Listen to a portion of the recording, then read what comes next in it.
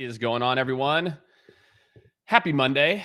Excited for today's conversation. If you've been following my content, which you probably have if you're joining me live here on LinkedIn, I've been obsessively talking about Chat GPT and AI and its amazing applications. And trust me, we will continue to do that. But today I want to talk a little bit about revenue operations and getting your business. And even if you're an individual contributor, this is going to be super applicable to you too, because anything I'm going to talk about, you've got to be thinking about your own preparation as well too. And what are you doing to put yourself in the best possible position for the future? And so I think for a lot of people, out there, again, what's I think really important is that a lot of times we look at things that a company is doing and we're like, how does that impact me? It doesn't impact me. The reality is you need to be thinking of yourself as a business as well too. At the end of the day, you're going to have to drive a number, a territory, a quota, a meeting generated number or revenue number. And so I just think it's like, it's such a big opportunity, that mindset shift. So we're going to jump into it. So I'm pulling up LinkedIn here so I can answer some questions. Again, as usual, make sure to drop in where you're joining us from. You if you have questions, not if, you all have questions. This is a better way to put it. You all have questions. So I highly encourage you to just ask them. If you are having a question, then there's a very high likelihood that 18 other people are thinking the exact same thing as a part of this. So today's topic: data-driven revenue decisions. What are the metrics you should be tracking? And like I said, this is very applicable. If you all saw my post this morning, um, uh, go check it out if you didn't look at my post this morning. But I talked about some of these principles and some of these ideas that we need to have as a part of this. So again, make sure if you're joining me, drop in where you're joining from. You can also drop in what your role is if it's not in your tagline, and then questions about metrics, to track what matters, what doesn't, and we'll dive in. So the first thing I'm gonna do is I'm gonna talk about the three metrics to track. Okay, that are to me are the most important. Okay, let me see here. All right, so I'm dropping it in the comments right now. So if you're joining, what's up? Boom, comments. Boom. It's a long one, so I'll just walk you through it too. But for anybody who's gonna basically go back and take a look at this, I'll talk you. You can have it all there. Sales efficiency. Okay. I want to talk about what this means. There's a couple of things. One, and then I'll get into the second one, which is conversion rates. Um, it is where is the bottleneck in your sales process? Okay. I look at this particularly as in time, right? So, where are things going long? All of you, if you're an individual contributor or a sales manager, um, you need to know this number for yourself. You need to know, hey, how long are my deals spending in stage three versus this other top performer? Or what are my team's numbers? Because then I can do some like very targeted trainings around, how we do better in moving deals from step three to step four, wherever the bottlenecks are for that rep. So increased sales efficiency to me is all about time. Where are the bottlenecks in my sales process, and how do I shrink those bottlenecks, the time there? And that's number two. Then the twin to this, you could say, is conversion rates. Where are my deals getting stuck? Where are my deals getting, unqualified or not qualified or whatever it is? Where maybe I'm letting too many deals get from to later stages, and then I'm losing deals at the end. So again, sales efficiency, how long is it taking me to do specific parts of the process? Conversion rates, what am I doing? Again, like what are the rates that I'm moving people from one thing to the next? Um, and then last is for my current customer, which is customer renewals and churn. And I like even to look at this as like expansion, which is again similar kind of mindset. How are we proactively like measuring churn? Is pretty obvious, right? It's like they either renew or they don't. But again, I would think about what are these kind of early metrics that for your product might equal churn. So you might want to track. It could be again power usage, for example. It could be something else, but there's going to be some metrics that you're going to want to track that impact churn.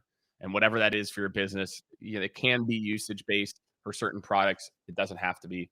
So think about those three metrics. Okay. If you are an individual contributor or a manager, you have to know these numbers for your organization, right? And for you as a rep, period. Okay. If you don't know these numbers, it's really difficult to make change.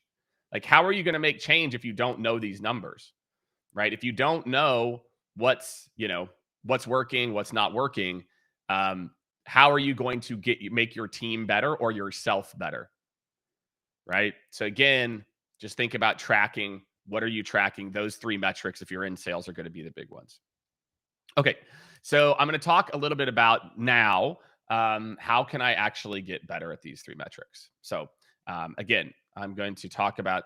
I'll just kind of break these down in terms of how RevOps, or again, if you are your own RevOps team, then how you can help this. The first, again, I'll talk about sales efficiency. Okay, is again, if you have a RevOps team, why RevOps is so valuable is a RevOps team gets to see the entire value chain. And one of the biggest issues I see with organizations is because each group is looking at things individually. I'm going to give a very specific use case. I might look at my sales process or my team sales process or my organization sales process and say, hey, stage 4 is going long. So let's write a new playbook for stage 4. Because that's obviously the issue.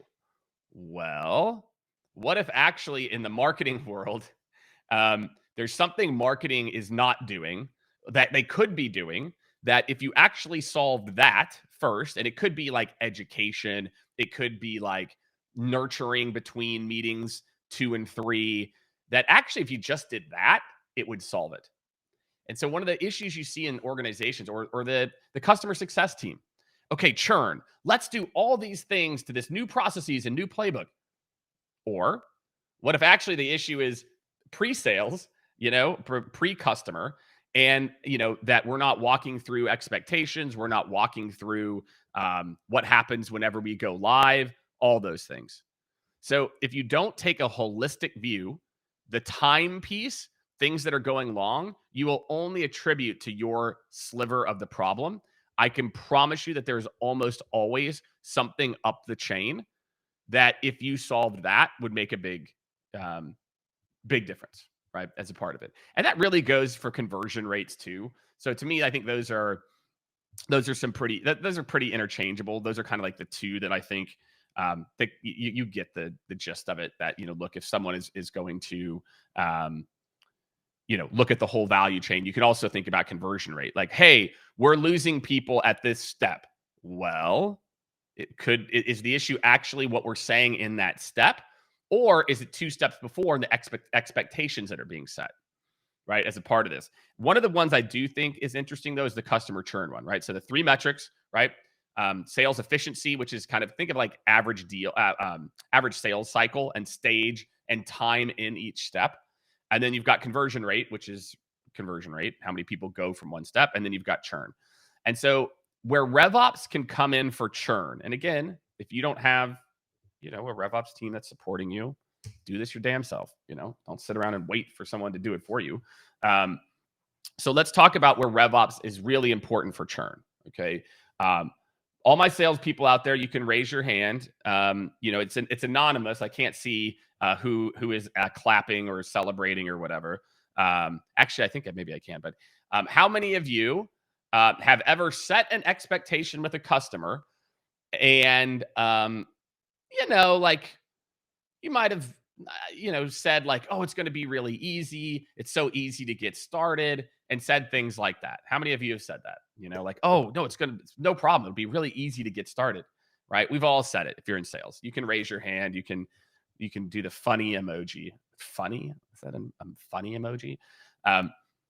So we've all done this before, but I can tell you again, where RevOps can help is looking throughout the funnel. Too often, again, I see the poor CS and account management team over here, and they're trying to build more proactive processes to engage accounts. We help them to build out account tiers. We help them to build out account planning processes. And the real issue is the sales team is not setting clear expectations up front. Sorry, sales teams, you all know exactly what I'm talking about. Um, and and so there's nothing you can do. You got to fix that part of it, right? Or think about marketing. Marketing can then use customer insights to create better content at the top of the funnel, or help with the renewal process later, or help with the actual sales process, right? And so if you're looking at this holistically, and you're looking at one revenue organization, or for you, one salesperson that does these things, and you're your own little marketer or your own account manager, um, you have to be able to look at all steps of the process. You have to realize that a problem downstream is usually caused by something upstream. So you can choose to, and then because everyone is so siloed and they don't have a centralized RevOps org, they don't, go in and actually solve some of these problems. Meaning, again, you're solving in your own lane. So customer success is like, okay, we'll do a better job here. It's like, no, the problem is upstream. Like you're not going to be able to solve it, as a part of this, unless you solve the problem upstream. And so that's where RevOps comes in. So we obviously, if you don't know Skaled, we're a revenue operations, consulting firm. So we get a chance to see this across every form of good, great, and dysfunction. And I can tell you, this is one of the most important things for your business for 2024. That if you do not have either a partner like us or somebody internally who is responsible for this holistic journey, you are going to be in trouble. You will consistently be wasting time, wasting energy, solving problems over here in your own little silo when you should be solving problems back here. You're going to undertake these big playbook overhauls and do these other things. You're going to revamp your CRM and all this stuff when the issue isn't the CRM, it's this process issue over here. And so going into 2024, I really implore all of you to think more holistically about your RevOps organization and the metrics that you're tracking. Again, if you are a rep, just track these metrics yourself. I'm telling you, I put out, if you guys saw my post this morning, again, I talked about if I was starting in sales right now, what I would do. And I can tell you all, I was a data freak. I've told this story before, but I'll tell it again if you're new to my content. My very first job out of college, I was with the Tampa Bay Rays. And this is a perfect illustration of why data, like, I don't wait for like my boss to tell me about a data point. Like I'm tracking my own stuff so I can get better. So Tampa Bay Rays had an inbound phone loop, and how it worked, there's like 12 of us on this phone loop. When a lead came in, if you were on the phone, it would go to the next person. And this is for phone inbounds. And so after the first season I was there, I mapped every inbound call that led to a sale.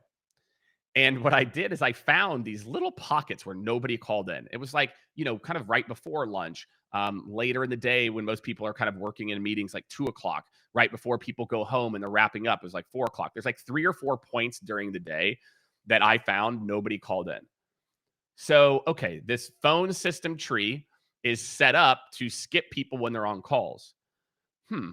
Why don't I just make all my cold calls in those blocks of when nobody calls in and just get all the inbound? And that's what happened for about 2 weeks. I literally sat there and I did a scatter plot. I mapped it all and I found these little chunks again with my own data. And I'm sorry, the data of the organization. I went and looked, I went and found it. And I cleaned up. And my peers started to get pissed off. I literally showed them the data. I showed my fellow sellers the data that I was using and why I was doing it. And most of them still didn't do anything. And so, my friends, you can do things based on gut or intuition, which is good. I'm all for a little bit of that. Or you can do things based on data.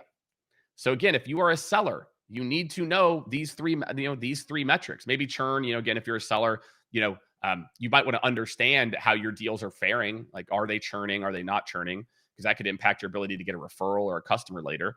But just think about knowing your own metrics. Every seller out there needs to know their own sales metrics. Every sales leader, you need to know this for your team.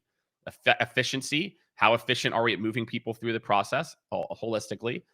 Conversion rates, what percent of people are moving? And then if you deal with churn, But what are the leading indicators of churn and how can we reduce those? So that's what's up, everyone. Hope everyone is doing amazing. We had a quiet group today. I didn't see a lot of chatter in the comments.